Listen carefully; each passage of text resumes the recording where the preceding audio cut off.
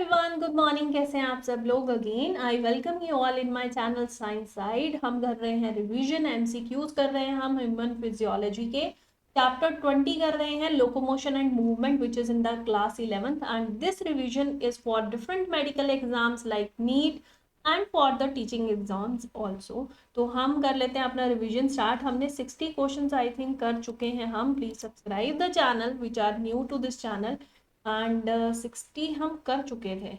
हम 61 से स्टार्ट करना था हमने।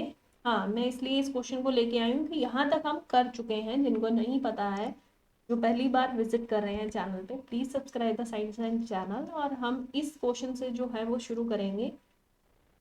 ठीक है, तो चलिए स्टार्ट करते हैं। 60 क्वेश्चन हम कर रहे थे। लास्ट वाला क्वेश्चन था हमारा ये वाला कि in man the cranium is made up of. जो क्रेनियम जो है वो कितनी बोन से बनता है? जो क्रेनियल बोन्स है वो कितनी बोन्स होती हैं? तो जो क्रेनियल बोन्स हैं हमारी वो होती हैं 8 बोन्स होती हैं। और मैंने नाम भी बताए थे, मैंने बोला था फ्रंटल, पेराइटल, टेम्पोरल, ठीक है, स्फीनॉइड, इथमॉइड, और इसके अलावा कौन सा था? ऑक्सीपिटल।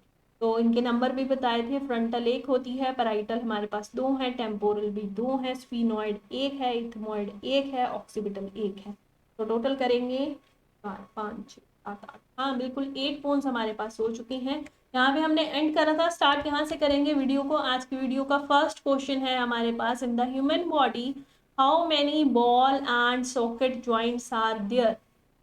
कितना बॉल और सॉकेट ज्वाइंट है हमारी बॉडी में? यहाँ पे पेयर लिखना चाहिए था इनको कि कितने पेयर है। तो आपको पता है शोल्डर वाले यानी पेक्टोरल गर्डल में, पेक्टोरल गर्डल में हमारे पास यहाँ पे बॉल एंड सॉकेट ज्वाइंट होता है, जो कि ग्लिनॉइड कैविटी के थ्रू आपकी इस तरह से ग्लिनॉइड कैविटी के थ्रू ह्यूमरस बोन जो आम की है वहां पे बन रहा है। और दूसरा जो है वो पेल्विक गर्डल में। तो एक ही शोल्डर नहीं है ना हमारे पास, शोल्डर 2 हैं। तो इस तरह से वहां पे हमारे पास 2 हो गए, 2 यहाँ हो गए। और पेल्विक गर्डल में ये जो लेग वाला हमारा पोर्शन है जहाँ पे एसिटाबुलम, ठीक है, दिस इज द डिप्रेशन, जो कैविटी है जिसके अंदर हमारा जो फीमर बोन है वो फिट होता है by making ball and socket joint बना के। तो 2 जो है हमारी लेग्स हैं, तो 2 जो हैं बॉल एंड सॉकेट वहां पे हैं। तो टोटल हम बोल सकते हैं कि देयर आर 2 पेयर्स। और एक पेयर जो है वो यहाँ पे प्रेजेंट है, एक पेयर यहाँ प्रेजेंट है, एक पेयर जो है वो यहाँ प्रेजेंट है। तो टोटल 2 पेयर्स हो गए हमारे पास। तो यहाँ पे ए option is the correct answer. हमारे पास 2 पेयर है बॉल एंड सॉकेट ज्वाइंट के। एक है हमारे शोल्डर यानी पेक्टोरल गर्डल में, एक हमारे लेग की तरफ यानी फीमर जो एसिटाबुलम कैविटी है जो डिप्रेशन है उसके साथ बना रहा है हमारा ये फीमर बोन पेल्विक गर्डल में। ठीक है, तो यहाँ पे हमारे पास आगे 2 pair, answer is A option. Next question है हमारे पास, during muscle contraction lactic acid is converted into glycogen in. जब मसल कॉन्ट्रैक्ट करती है तो जो लैक्टिक एसिड है वो कन्वर्ट होता है ग्लाइकोजन में, लेकिन कहाँ? मसल में, किडनी में, पेनक्रियाज में या लीवर में? तो ग्लाइकोजन आपको थोड़ा सा हिंट यहाँ से मिल रहा है कि ग्लाइकोजन आपने नाम, और स्टोर हाउस जो है, स्टोर कहाँ होता है ग्लूकोज ग्लाइकोजन की फॉर्म में? लीवर में होता है। ऑब्वियसली लीवर में ग्लाइकोजन की फॉर्म में वो कन्वर्ट होके वहां है। और अगर पूछते हैं when the muscle fatigue occur and what is formed and where it is formed, तो लैक्टिक एसिड तब फॉर्म होता है और होता कहाँ है? मसल में फॉर्म होता है। ये आपस में वर्ड्स रिलेटेड है। ठीक है, तो यहाँ पे आंसर है डी ऑप्शन, लीवर में ग्लाइकोजन की फॉर्म में कन्वर्ट होता है हमारा जो लैक्टिक एसिड है। During contraction lactic acid convert होता है ग्लाइकोजन में, और होता कहाँ है? ये लीवर में। नेक्स्ट हमारे पास क्वेश्चन है, where are pneumatic bones found. Pneumatic bones कैसी बोन्स होती हैं? होलो बोन्स होती हैं। होलो, जिनमें एयर फिल्ड होती है, लाइट वेट होती हैं ताकि फ्लाई करने में उनको मदद मिल सके। अब मैंने फ्लाई वर्ड यूज करा है। लाइट वेट होती हैं, फ्लाई करने में उनको हेल्प मिलती है। और फ्लाई कौन करते हैं? बर्ड्स। यहाँ पे बर्ड कौन है? लिजर्ड नहीं, पीजन यस, फिश नहीं, फ्रॉग नहीं। फ्रॉग का वो भी टेडपोल लिखा था। पीजन यहाँ पे जो हमारा बर्ड है वो फ्लाई करता है because of the pneumatic bones present in the birds. तो यहाँ पे नेक्स्ट क्वेश्चन है हमारे पास, ड्यूरिंग 64 पे पहुंच गए हैं। During muscle contraction the cross arm, आपने देखा ना मायोसिन का स्ट्रक्चर इस तरह से, this is the myosin structure. तो एक और हेड होता है and then there is another tail above it, इस तरह से एक और टेल है। तो this part is known as a HMM head meromyosin and this part is known as LMM यानी लाइट मीरोमायोसिन। हेड में हमारे पास हेड प्लस आर्म जो है वो आती हैं, this is the arm region. तो यहाँ पे ATP की बाइंडिंग साइट्स आपको मिलेंगी, एक्टिन की बाइंडिंग साइट्स मिलेंगी and the cross arm that form the cross bridge is formed by. तो ये जो क्रॉस ब्रिज आपको पता है यहाँ पे बाइंडिंग साइट्स है, ये ATP की बाइंडिंग साइट है, बाइंडिंग साइट। और दूसरा वाला जो है और भी है, यहाँ पे भी हैं दोनों ही जगह पे। ये मुझे ATP का लिखना चाहिए था। और ये है मेरा एक्टिन का बाइंडिंग साइट। समझ आना, मतलब आप लोगों को पता है कि मैं क्या बनाना चाहती थी।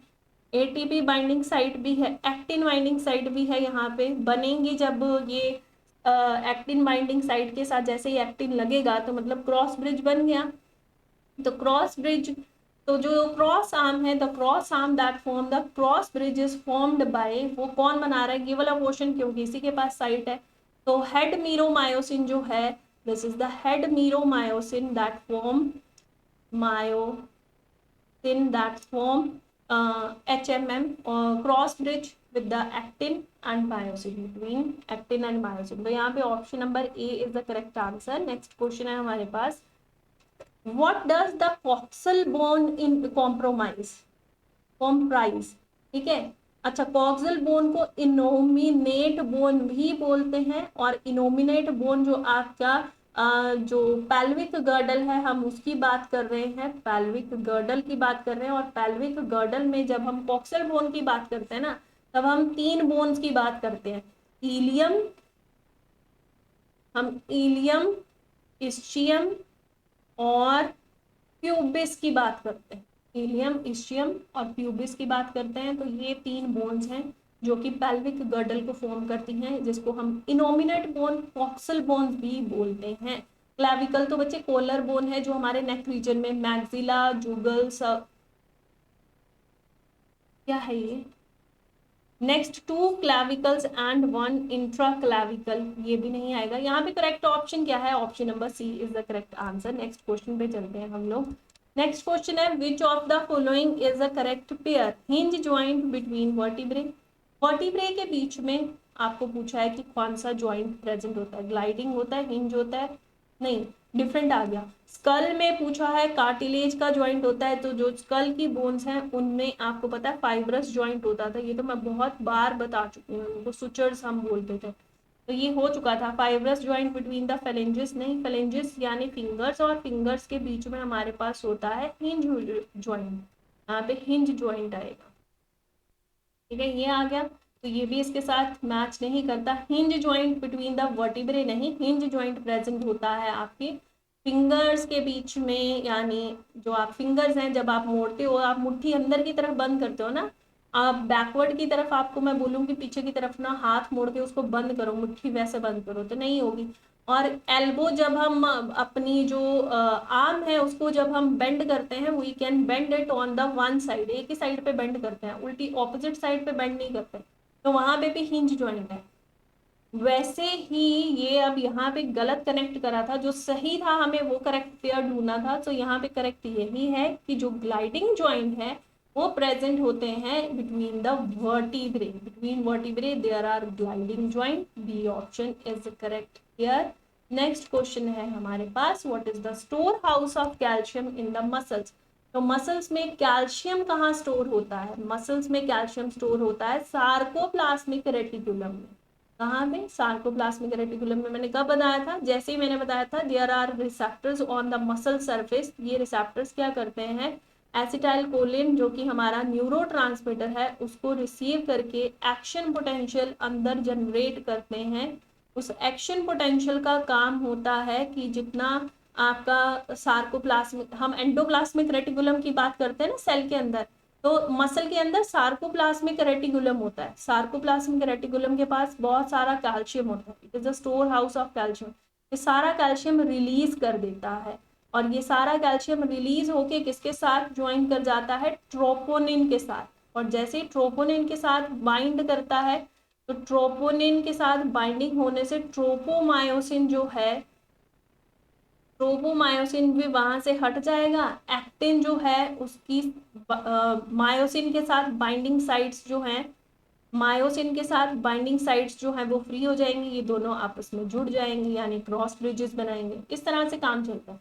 तो it is a store house of the calcium, option B is a correct answer. Next question है हमारे पास, मार्क द फॉल्स स्टेटमेंट, इसमें से जो गलत है वो ढूंढना है आपको। All movement lead to locomotion, जब हम इस चैप्टर को स्टार्ट करते हैं अपनी बुक में, अपना ये जो चैप्टर नंबर 20 है ये स्टार्ट करते हैं, तब हम वहां पे इस पैराग्राफ के बारे में पढ़ते हैं। लोकोमोशन का मतलब होता है आप अपना प्लेस जो है वो चेंज करते हैं, you are moving from one place to another. ठीक है, आप नॉर्थ इंडिया से साउथ इंडिया की तरफ मूव कर रहे हो तो आप लोकोमोशन कर रहे हो। मूवमेंट का मतलब होता है आप अपने बॉडी का जो पोस्चर है, जैसे हाथ पैर हिलाना, जैसे डांस करना, आप वो चीज कर रहे हो। तो जब आप डांस करते हो तो आप लोकोमोशन कर देते हो, अपना प्लेस चेंज कर देते हो। डांस करते करते नॉर्थ से साउथ पहुंच जाओगे नहीं। तो this is the false statement. बाकी भी पढ़ लेते हैं। ठीक है, लोकोमोशन का मतलब होता है आप प्लेस को चेंज कर रहे हो, लोकोमोट कर रहे हो आप। ठीक है, लोकोमोशन शो कर रहे हो। और मूवमेंट का मतलब होता है आप थोड़ा सा बॉडी का जो पोजीशन है, जो पोजीशन नहीं बोल सकते, पोस्चर जो है, जैसे डांस करते हुए हाथ पैर हिलाना, आप हाथ पैर हिला रहे हो। तो जो जितनी भी मूवमेंट्स होती हैं, all the movements it lead to the locomotion, सब मूवमेंट्स लोकोमोशन कर देंगी नहीं, बल्कि लोकोमोशन में मूवमेंट जरूर इंक्लूड होती है। When you do the locomotion ना, there is a movement of the body parts. ठीक है, तो यहाँ पे बी ऑप्शन क्या है ये भी देख लेते हैं। Ciliary movement help in the passage of ओवा through the female reproductive tract, बिल्कुल सही बात है। मैंने आपको बताया था कि फैलोपियन ट्यूब के अंदर जो इन्फंडिबुलम है वहां से इस्थमस की तरफ जो ओवा की मूवमेंट होती है, it is because of the cilia present in the body. Microfilament जिससे साइटोस्केल्टन बना है, हमारे जो सेल है उसका स्केल्टन बना है, स्केल्टन सिस्टम बना है, जिसकी वजह से वो प्रॉपर अपनी एक शेप में है। They are involve in amoeboid movement, बिल्कुल सही बात। जो हमारे अमीबॉइड मूवमेंट वाले WBC हैं, ल्यूकोसाइट्स हैं, उनमें माइक्रोफिलामेंट्स हैं which are involve in this movement. Paramecium में जो सीलिया है, चप्पू की तरह पैरामीशियम अपने आप को चलाता है ना, तो इस तरह से ये पैरामीशियम है मेरा। ठीक है, दिस इज माय पैरामीशियम। इसमें ये जो छोटे छोटे यहाँ पे सीलिया प्रेजेंट होंगे, वो सीलिया क्या करते हैं, छोटे छोटे से चप्पू की तरह उसको एक तो मूवमेंट में, लोकोमोशन में हेल्प कर रहे हैं, यानी एक प्लेस से दूसरे प्लेस में उसको लेके जा रहे हैं, और दूसरा उसको फूड एनगल्फ करने में थ्रू साइटोफेरिंग्स वो हेल्प करते हैं। ठीक है, it help to engulf the food and help in the locomotion. तो पैरामीशियम में सच में सीलिया ऐसा करता है, चप्पू की तरह एक तो उसको चलाते रहेगा वो चप्पू की तरह, और एक जगह से दूसरी जगह मूव भी करेगा, और दूसरा ये है कि खाना इनगल्फ अंदर लेके जाने में यहाँ पे प्रेजेंट होता है ना साइटोफेरिंग्स, तो खाना अंदर ले जाने में भी सीलिया हेल्प करता है कि चल चल चल अंदर, अब बाहर नहीं जा सकते तुम, अंदर आओगे। तो यहाँ पे बी ऑप्शन जो कि फॉल्स स्टेट, ए ऑप्शन जो कि हमें फॉल्स स्टेटमेंट ढूंढना था कि all movement lead to locomotion, ये गलत लिखा है यहाँ पे। ठीक है, A option is a correct answer. Next question है हमारे पास, what is the joint between incus and stapes. आपके पास 3 बोन्स होती है ना आपके एयर में, कौन कौन सी, मेलस, इनकस एंड स्टेप्स। इनके दूसरे नाम भी आपको बताना चाहिए। हैमर की तरह होता है, ये एनविल की तरह होता है, और ये स्टिरअप की तरह होता है। जैसे घोड़े पर चढ़ने के लिए आपके पास क्या होता है, चढ़ने के लिए एक इस तरह से होता है ना स्ट्रक्चर, पाँव रखने के लिए, दैट इज स्टिरअप। और एनविल, जैसे आप मोची के पास जाते हैं तो वो बोलते हैं ना कि आप इस जगह पे अपना जो पाँव है वो रखिए, तो आपका जो शू है वो हम ठीक कर देंगे, that is anvil. And this incus is like anvil, और ये जो मेलस है it is like a hammer. यहाँ पे हमने पूरा नहीं लिखा, ये हैमर की तरह दिखता है। तो ये 3 बोन्स हैं, और इन तीनों बोन्स में से इनकस और ये जो स्टेप्स है, step is the smallest bone, ये भी बात याद रखना, ये भी कई बार किसी किसी क्वेश्चन में, किसी पेपर में आपको दिख जाएगा। This is the smallest bone in the body, और इसकी जो मसल है दैट इज स्टेपिडस, वो स्मॉलेस्ट मसल है बॉडी की। इन दोनों के बीच में जो ज्वाइंट है ना, वो कौन सा ज्वाइंट, वो पूछा है, दैट इज साइनोवियल ज्वाइंट होता है बेटे वो। और वो भी कैसा साइनोवियल ज्वाइंट है, बॉल एंड सॉकेट टाइप का आपका साइनोवियल ज्वाइंट है। अगर किसी को इनकी पिक्चर्स देखनी है, जितने भी ज्वाइंट्स और ये स्ट्रक्चर बोन्स की मैं करवा रही हूँ, तो नेक्स्ट वीडियो मेरी जरूर देखना। उस नेक्स्ट वीडियो में मैं उन्हीं पिक्चर्स को एक्सप्लेन करूंगी, ठीक है, उन्हीं पिक्चर्स को मैं अच्छे से एक्सप्लेन करूंगी। तो ये नेक्स्ट आपको वीडियो में देखने को मिलेगा कि साइनोवियल ज्वाइंट कैसा है, जो कि इनकस और स्टेप्स के बीच में, ठीक है, बॉल एंड सॉकेट टाइप का, मतलब there is a cavity in one bone और there is a ball type structure in another bone, जो कि ये एक दूसरे के साथ इस तरीके से फिट हो जाएंगे। तो ये है बॉल एंड सॉकेट का साइनोवियल ज्वाइंट, ये पूरा स्टेटमेंट है, ठीक है, क्योंकि साइनोवियल में डिफरेंट टाइप्स होती है ना, one of the type is this. तो यहाँ पे D option is a correct answer. Next question है हमारे पास, what is the total number of movable bones excluding hyoid in human skull. तो हमारा स्कल है, उस स्कल में इस तरह से पूरा स्कल आता है ना हमारा, this is the two bones and then this is the lower part of the bone, इस तरीके से ये आता है, ठीक है। तो यहाँ पे there are parietal, temporal, sphenoid इस तरह से देखने को मिलेगा, आपको इथमॉइड देखने को मिलेगा। Then you have this nasal वाला, आपको जो बोन है नेजल फॉर्म के डिफरेंट स्ट्रक्चर्स देखने को मिलेंगे। तो एक ऐसा आपको बताना है टोटल नंबर ऑफ, इस पूरे स्कल में आपको बताना है मूवेबल वाला कौन सा बोन है, हायोड को छोड़ दीजिए और बाकी बताइए मूवेबल वाला कौन सा है। तो यहाँ पे स्कल में क्रेनियल बोन्स भी आ जाती हैं, आपकी फेशियल बोन्स भी आती हैं, उसके अलावा आपके पास एयर ऑसिकल्स भी आते हैं। इनमें से मूवेबल कौन सा है, तो मूवेबल है हमारा ये लोअर जॉ। सिर्फ आप उससे बात करते हैं तो नीचे वाला जो जॉ है आपका, लोअर जॉ जो है, जिसको क्या बोलते हैं, mandible, mandible. So this is the only one bone that is moving. This one that is lower jaw. आप यहाँ लिख सकते हैं इसका नाम मैंडिबल, ये सब चीजें नोट कर लेना। This is the only movable bone in the human school. आप जब बात करें आपका लोअर जॉ जो है वो मूव कर रहा है, ठीक है। तो this is only one bone lower jaw जिसका नाम है मैंडिबल, वो मूव कर रहा है। Option number A is the correct answer. Next question है हमारे पास, what is the reason for the stiffness. Stiffness मतलब थोड़ा सा ना मुश्किल हो रही है, ओल्ड एज में ज्वाइंट्स के बीच में आपको स्टिफनेस देखने को मिल रही है।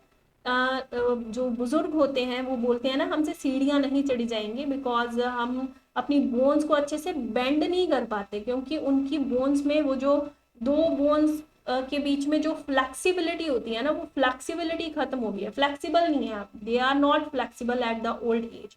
तो ऐसा क्यों हो गया कि वो फ्लेक्सिबिलिटी खत्म हो गई, उनकी स्टिफनेस जो है वो स्टिफनेस जो है वो इंक्रीज हो गई है, हार्डनेस टाइप की स्टिफनेस जो है वो इंक्रीज हो गई है। तो ऐसा क्यों हो गया, क्योंकि आपको पता है कि दो बोन्स के बीच में यहाँ पे लिगामेंट्स के थ्रू ये ज्वाइन करती हैं बोन्स, लेकिन इनके बीच में एक फ्लूइड है जिसको हम बोलते हैं साइनोवियल फ्लूइड, ये भरा हुआ है, जिसकी वजह से हमारी जो बोन्स हैं उनको फ्लेक्सिबिलिटी मिलती है, और फ्लेक्सिबिलिटी मिलने से वो आराम से, कोई भी सीढ़ियां हैं या कुछ भी है, वो आराम से बेंड कर सकते हैं, अपनी बोन्स को आराम से बैठ सकते हैं, स्टेयर्स को चढ़ सकते हैं। तो इस तरीके से ये जो साइनोवियल फ्लूइड है ये बोन्स को फ्लेक्सिबिलिटी प्रोवाइड करता है।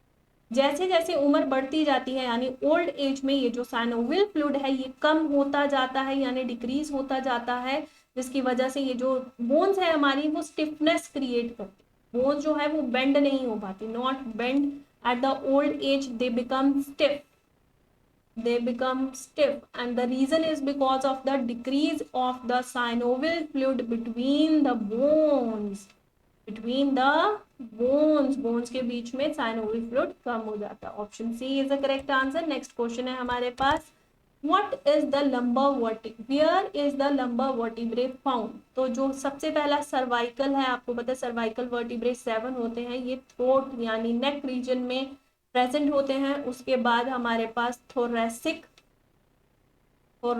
वर्टिब्रे होते हैं, स्पेलिंग देख लेना, दैट इज 12, और ये थॉरेक्स में प्रेजेंट होते हैं हमारे, ठीक है।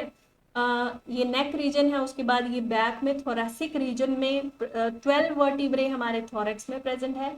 देन हमारे पास लंबर वर्टिब्रे हैं और लंबर हमारे पास होते हैं 5 और ये बच्चे प्रेजेंट होते हैं एब्डोमेन में, एब्डोमिनल रीजन में, एब्डोमेन में। और उसके बाद जो सैक्रम है, आपको पता है सैक्रम छोटे बच्चों में तो 5 होते हैं, लेकिन हमारे में वो आपस में सैक्रल बोन्स जो है जिससे वो बना है ना, सैक्रल बोन्स, वो आपस में फ्यूज होके एक सैक्रम बना देते हैं। तो ये कहाँ पे प्रेजेंट है, ये हिप में प्रेजेंट है। के बाद हमारे पास कॉक्सीजियल आता है, कॉक्सीजियल। और कॉक्सीजियल जो है वो आपको पता है कि हमारे पास एक है जिसको हम टेल बोन भी कहते हैं, वो भी हिप रीजन में प्रेजेंट होता है। तो यहाँ पे हमारे पास पूछा था लंबर कहाँ प्रेजेंट है, तो लंबर जो है वो ये लोअर हिप रीजन में प्रेजेंट, आप इस तरीके से बोलेंगे। तो यहाँ पे हमारे पास कहाँ है भाई, lumbar in the abdominal region it is present. ठीक है, यहाँ तक का आपने लर्न कर लेना है। बी ऑप्शन उसका करेक्ट आंसर था। नेक्स्ट क्वेश्चन है हमारे पास, choose the correct statement about specific disorder of muscle skeleton system. इसमें से जो आपको सही स्टेटमेंट लग रहा है उसको आपको टिक करना है। Muscular dystrophy, muscular dystrophin protein की वजह से होता है, जिसमें हमारी जो मसल्स हैं वो हो जाती हैं वीक। इन्होंने लिखा है इट इज एज रिलेटेड। हाँ, एज रिलेटेड तो है, स्टार्ट होती है 6 to 7 ईयर का, जब आपका बच्चा जो है उसमें रेस्पिरेशन से रिलेटेड या डाइजेशन से रिलेटेड जो मसल्स हैं वो आपको वीक दिखती है ना बच्चे में। और वो वीक क्यों होती है, क्योंकि हमारे जो जीन्स हैं वो डिस्ट्रोफिन प्रोटीन, जिसके पास, जिस जीन के पास ये डिस्ट्रोफिन प्रोटीन होता है ना, दैट बिकम फॉल्टी। तो उसकी वजह से जो मसल्स हैं वो वीक होना शुरू हो जाती हैं। तो शॉर्टनिंग ऑफ मसल्स नहीं आएगा इसमें, ठीक है, वीकनिंग ऑफ मसल्स आएगा इसमें। तो यहाँ पे ये तो गलत है, इनकरेक्ट है। Osteoporosis decrease in the bone mass because of the pores present in the bones, और जिसकी वजह से बोन का मास जो है वो कम हो रहा है। हायर चांस ऑफ फ्रैक्चर, बिल्कुल, क्योंकि बोन्स वीक हो रही है, मास कम हो रहा है, तो फ्रैक्चर तो होगा। And yes it is in the advancing as, यानी ओल्ड एज में लोगों में देखने को मिलता है, क्योंकि फीमेल्स में एस्ट्रोजन हार्मोन जो है उसका लेवल डिक्रीज कर रहा है और मेल्स में टेस्टोस्टेरोन का लेवल डिक्रीज कर रहा है, जिसकी वजह से ऑस्टियोपोरोसिस होगा, क्योंकि कैल्शियम जो है वो डिक्रीज में जा रहा है, उसका लेवल डिक्रीज में जाएगा। मियास्थीनिया ग्रेविस ऑटो इम्यून डिसऑर्डर है, बिल्कुल है। Inhibit the sliding of the myosin filament, ऐसा कुछ नहीं, हम ये बोलेंगे कि वहां पे कॉन्ट्रैक्शन ही नहीं हो रहा, क्योंकि वहां पे जो रिसेप्टर्स हैं ऑन द मसल सरफेस वो क्या है, उनका काम अच्छे तरीके से नहीं हो रहा, क्योंकि जो एंटीबॉडीज हैं बॉडी की वो ही उन रिसेप्टर्स को डिस्ट्रॉय करती हैं। तो यहाँ पे स्लाइडिंग से रिलेटेड नहीं आएगा। गट, जिसको इन्फ्लामेशन ऑफ जॉइंट्स भी बोलते हैं, यस बोलते हैं, due to extra deposition of calcium नहीं, it is because of the deposition of uric acid in the joints. Joints में यूरिक एसिड का डेपोजिशन होने से हम बोलते हैं गट हो गया है। ठीक है, तो यहाँ पे ये भी इनकरेक्ट है, मुझे करेक्ट लग रहा है बी ऑप्शन। ठीक है, यहाँ पे this is the correct answer. Next question पे चलते हैं हम 74 पे। An example of what would be the elbow joint, जो एल्बो वाला आपका ये जो हैंड है, इसमें ये जो एल्बो वाला ज्वाइंट है, ठीक है, ये एल्बो वाला जो ज्वाइंट है, दिस इज द एल्बो वाला जो ज्वाइंट है, वो आपको पता है अंदर की तरफ हम मूव कर सकते हैं, बैकवर्ड डायरेक्शन में मूव नहीं करते हम अपनी आर्म को। तो मैंने कहा था एक ही साइड की डायरेक्शन की मूवमेंट, जो आपका हैंड है, ये फिंगर्स है, आप अंदर की तरफ इनको मुट्ठी बंद करने के लिए मूव करते हैं, पीछे की तरफ आप मूवमेंट नहीं करते। And this type of joint is known as a hinge joint. तो हिंज यहाँ पे इज अ करेक्ट आंसर, बहुत बार करवा चुकी हूँ। नेक्स्ट क्वेश्चन है, which of the following is anatomically correct in the human body. Collar bones कितनी है भाई, तो इस तरीके से ये आपके शोल्डर है, इस तरीके से आगे ये कॉलर बोन्स आती हैं। तो कितना पेयर है, ये एक पेयर है, टोटल 2 बोन्स है, एक ही पेयर है, एक इस तरफ की कॉलर बोन है, एक इस तरफ की कॉलर बोन है, जिसको ब्यूटी बोन भी बोलते हैं। तो यहाँ पे 3 पेयर नहीं, एक पेयर आएगा। सलाइवरी ग्लैंड के हमारे पास 3 पेयर होते हैं, टोटल 6 सलाइवरी ग्लैंड्स होते हैं हमारे पास। और जिनको आंसर पता है उनके नेम के बारे में वो प्लीज मुझे कमेंट सेक्शन में जरूर बताएं, उसका नाम क्या है सलाइवरी ग्लैंड्स का। ठीक है, तो यहाँ पे 3 पेयर्स हैं, टोटल 6 सलाइवरी ग्लैंड्स है। क्रेनियल नर्व्स बच्चे हमारे पास 12 पेयर्स होती है, ना कि 10 पेयर, ये सब गलत है। फ्लोटिंग रिब्स हमारे पास 2 पेयर होते हैं, बिल्कुल ट्रू स्टेटमेंट है डी ऑप्शन। जो हमारा 12th और जो 11th और जो 12th वाला रिब होता है ना हमारा, तो हमारे पास इस तरफ भी रिब्स है, इस तरफ भी, पीछे वर्टिब्रल कॉलम से अटैच है, आगे स्टर्नम से अटैच है। तो जो हमारा 11th है और जो 12th है इस तरह से, तो ये पेयर हो गए। कितने पेयर है? 2 पेयर्स है। ठीक है, तो ये हमारे पास क्या है? फ्लोटिंग है। ठीक है, किडनी को प्रोटेक्शन दे रहे हैं फ्लोटिंग रिब्स। तो ये D option is a correct answer. Which one of the following is a correct pair? Hinge joint between vertebrae, नहीं, वर्टिब्रे के बीच में मैंने आपको बताया भी था बच्चे थोड़ी देर पहले कि ग्लाइडिंग ज्वाइंट प्रेजेंट होता है उसके बीच में, वर्टिब्रे के बीच में। ओके, ये क्वेश्चन अभी हुआ नहीं है। ग्लाइडिंग ज्वाइंट जो है that is present between the vertebrae, ये तो मैंने वैसे ही आपको बोल दिया। हिंज ज्वाइंट कहाँ था? फिंगर्स में और एल्बोज में। कार्टिलेज का ज्वाइंट कहाँ था? कार्टिलेज था बिटवीन, कार्टिलेज टाइप का जो आपका कार्टिलेज कहाँ है प्रेजेंट? कार्टिलेजिनस ज्वाइंट, हाँ बोल सकते हैं कार्टिलेज वर्टिब्रे में प्रेजेंट है, लेकिन जो टाइप ऑफ ज्वाइंट है प्रॉपर साइनोवियल ज्वाइंट का टाइप अगर बोलें तो it is a gliding type of joint that is present between the vertebrae for the movement. ठीक है, मूवमेंट के लिए। And cartilage is also present between the vertebrae. यहाँ पे ये आंसर नहीं आएगा। कार्टिलेज स्कल बोन्स के साथ यहाँ पे लिखा है, तो cartilage joint is not in the skull bones, but यहाँ पे फाइब्रस टाइप का ज्वाइंट प्रेजेंट होता है, और फाइब्रस यहाँ लिखा है। बिटवीन फेलिंजेस भी वही है आपका, कौन सा? हिंज ज्वाइंट, फिंगर्स में, अभी बताया ना थोड़ी देर पहले। तो यहाँ पे जो सही है, जो सही में कंबाइन करा है दैट इज दिस स्टेटमेंट कि ग्लाइडिंग ज्वाइंट होता है between zygapophysis of successive vertebrae, that is B option is correct. Next question है, इफ लिगामेंट आर कट और ब्रोकन, लिगामेंट्स क्या करते हैं? बोन को बोन से जोड़ने का काम करता है लिगामेंट। ठीक है, तो बोन को बोन से जोड़ा था लिगामेंट ने, ये हमारी वन बोन थी, ये हमारी कोई अनदर सेकंड बोन थी, बीच में साइनोवियल फ्लूइड होता है, लेकिन इन दोनों को कंबाइन करने का काम करता है लिगामेंट। तो there is a ligament between the two bones and ये स्ट्रेच करने में हेल्प करता है, तो उसको फिक्स रखता है अपनी पोजीशन पे। ठीक है, जैसे आपने मूव करना है आप मूव कर सकते हो, लेकिन दो बोन्स को आपस में अच्छे से फिक्स और स्ट्रेच करके रखा हुआ है लिगामेंट। लेकिन अगर लिगामेंट कट और ब्रोकन हो जाए तो bones are freely at the joint, no movement at the joint, bones become unfixed. बिल्कुल मैंने कहा ना, फिक्स करके रखा है अपनी पोजीशन पे और उन्होंने स्ट्रेच करके रखा है, तो बोन्स अनफिक्स्ड हो जाएंगे। ठीक है, फिक्स्ड नहीं, फिक्स्ड तो उन्होंने लिगामेंट से रखा है, वो अनफिक्स्ड, ठीक है, ऐसी हो जाएंगी, यानी सी ऑप्शन यहाँ पे सही है। नेक्स्ट क्वेश्चन है मेरे पास, when it come to muscle contraction which statement is true? कौन सी स्टेटमेंट ट्रू है? ये भी मैं करवा चुकी हूँ आपको, लास्ट वीडियो में मैंने प्रॉपर बताया था कि आई बैंड, जो हमारे आई बैंड है वो क्या हो जाता है? डिक्रीज में चला जाता है, शॉर्टन हो जाता है, क्योंकि ओवरलैपिंग करनी है ना आई बैंड को। आई बैंड किससे बना है? एक्टिन से। तो एक्टिन को तो क्या करनी है? ओवरलैपिंग करनी है, स्लाइड करना है, किसके ऊपर?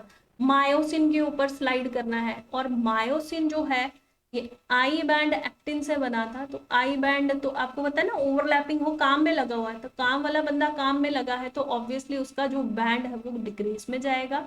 अगर हम ए बैंड की बात करें तो ए बैंड जो है इट रिमेन कांस्टेंट, इसको फर्क नहीं पड़ रहा, ये कांस्टेंट रहता है, एज इट इज रहता है। अगर हम सार्कोमेयर की बात करें तो सार्कोमेयर कहाँ से बन रहा था? एक जेड से दूसरे जेड के बीच का जो बैंड है उसको हमने, उस एरिया को हमने सार्कोमेयर बोला था। और सार्कोमेयर कॉन्ट्रैक्शन का फंक्शनल यूनिट होता है।